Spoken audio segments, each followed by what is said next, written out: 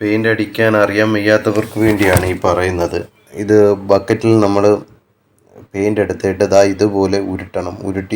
ഓരോ സൈഡ് ഉരുട്ടിയാണ് നമ്മൾ റോളിനകത്ത് മുക്കുന്നത്.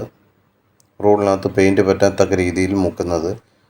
ഓരോ സൈഡ് ഉരുട്ടി റോളിൽ മുട്ടിച്ച് എടുക്കുക. അത് കഴിഞ്ഞിട്ട് ഇതേപോലെ തന്നെ പെയിൻറ്റിനകത്ത് കൊള്ളാത്ത രീതിയിൽ മേളിലോട്ട് വെച്ച് ഇതേപോലെ ഉരുട്ടണം. അപ്പോൾ ഈ റോളിൽ അധികമുള്ള പെയിൻറ്റ് ബക്കറ്റിനകത്തോട്ട് തന്നെ വീഴും.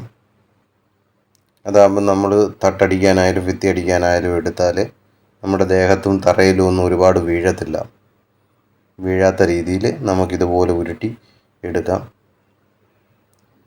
പിന്നെ എടുക്കുമ്പോൾ നമുക്ക് ഈ സ്റ്റിക്കിന്, അതായത് ഈ റോള് കുത്തുന്ന സ്റ്റിക്കില്ലെങ്കിൽ സാധാരണ ഒരു കമ്പ് എടുക്കാം.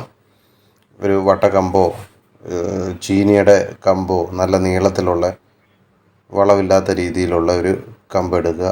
കമ്പ് എടുത്തിട്ട് അതിൻ്റെ അറ്റം ചെറുതായിട്ട് കൂർപ്പിച്ചേച്ച് ഈ റോളിൻ്റെ ആ ഹോളിനകത്തോട്ട് തന്നെ നമുക്ക് ഈ കമ്പ് കയറ്റിയിട്ട് ചെയ്യാവുന്നതാണ്. ഒരുപാട് നീളമുള്ളത് എടുക്കുകയും ചെയ്യരുത്. ഇതിന് പരുവത്തിനുള്ളത് നമ്മൾ ഹൈറ്റ് നോക്കി അതിനാവശ്യത്തിനുള്ള ഒരു കമ്പാണ് എടുക്കേണ്ടത്. എടുത്തിട്ട് ഇതുപോലെ ഉരുട്ടണം. ഇത് ഉരുട്ടുമ്പോൾ ഒരുപാട് പ്രസ് ചെയ്യരുത്. പ്രസ് ചെയ്യാത്ത രീതിയിൽ ഒരു നോർമൽ രീതിയിൽ പ്രസ് ചെയ്തുകൊണ്ട് വേണം. ഒരുപാട് ബലം കൊടുക്കാതെ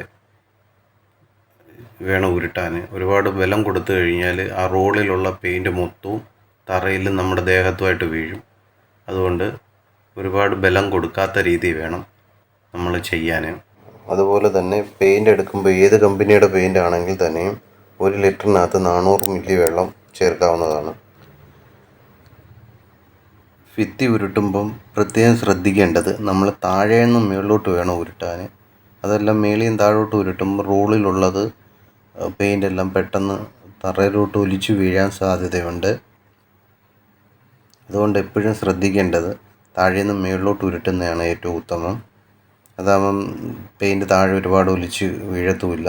ഇതുപോലെ താഴെ നിന്ന് മുകളിലോട്ട് ഉരുട്ടി വിടുക.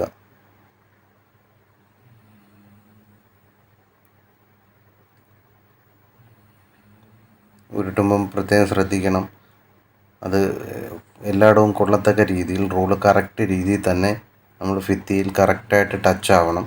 ഒരുപാട് പ്രസ് ചെയ്യാതെ ഒരു ചെറിയ രീതിയിലുള്ള ബലം കൊടുത്തുകൊണ്ട് മാത്രം ഉരുട്ടേണ്ടത്.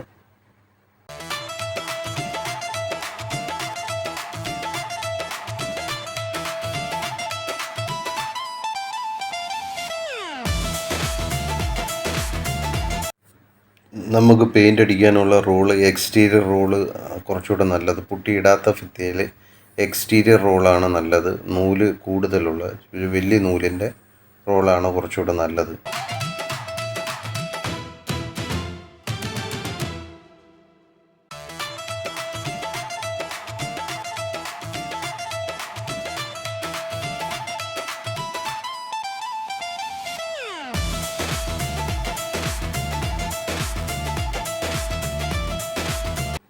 പെയിൻ്റ് അടിക്കുമ്പോൾ ഇതേപോലെ ഒരു നീളമുള്ളൊരു പുട്ടി ബ്ലേഡ് നല്ലതാണ്. കാര്യം സൈഡൊക്കെ വരയ്ക്കുന്നതിന് അറിയാൻ വയ്യാത്തവർക്ക് ഇതുപോലെ സൈഡിലോട്ട് വെച്ചിട്ട് തട്ടയിൽ വെള്ളം അടിച്ച് കഴിഞ്ഞാൽ വെള്ളയ്ക്കകത്തൊന്നും കയറി പറ്റാത്ത രീതിയിൽ ഇതേപോലെ ഒരു ബ്ലേഡ് വെച്ചേച്ച് നമുക്ക് വരച്ചെടുക്കാം. കറക്റ്റ് രീതിയിൽ തന്നെ നമുക്ക് വരച്ചെടുക്കാൻ പറ്റും. ഭിത്തിയിൽ റൂമിൽ വേറെ 3 ഭിത്തിക്ക് ഒരു കളറും ഒരു ഭിത്തിക്ക് വേറൊരു കളറും കൊടുക്കണമെന്നുണ്ടെങ്കിൽ തന്നെ നമുക്കിതേപോലെ വരച്ചെടുക്കാൻ പറ്റും. കറക്റ്റ് ലെവലിൽ തന്നെ വരച്ച് വൃത്തിയാക്കി എടുക്കാം നമുക്ക്. എന്നിട്ട് അടിച്ചുകൊണ്ടിരിക്കുമ്പോൾ തന്നെ ഇതേപോലെ അതിൻ്റെ സൈഡൊന്ന് വൃത്തിയാക്കി കൊടുത്താൽ ബ്ലേഡെ പറ്റിയിരിക്കുന്ന പെയിൻറ്റ് ഒന്ന് തുടച്ചു കൊടുക്കാമെങ്കിൽ തട്ടയിലൊന്നും കൊള്ളാത്ത രീതി, മറ്റ് കളറെ കൊള്ളാത്ത രീതിയിൽ നമുക്ക് വൃത്തിയായിട്ട് അടിച്ചെടുക്കാം. ഫുള്ള് വർക്ക് കഴിഞ്ഞതാണിത്. PVC സീലിംഗ് ആണിത്. PVC സീലിങ്ങിൻ്റെ മണ്ടയ്ക്ക് നമ്മൾ പെയിൻ്റ് അടിച്ച് നല്ല വൃത്തിയാക്കി എടുത്തതാണ്.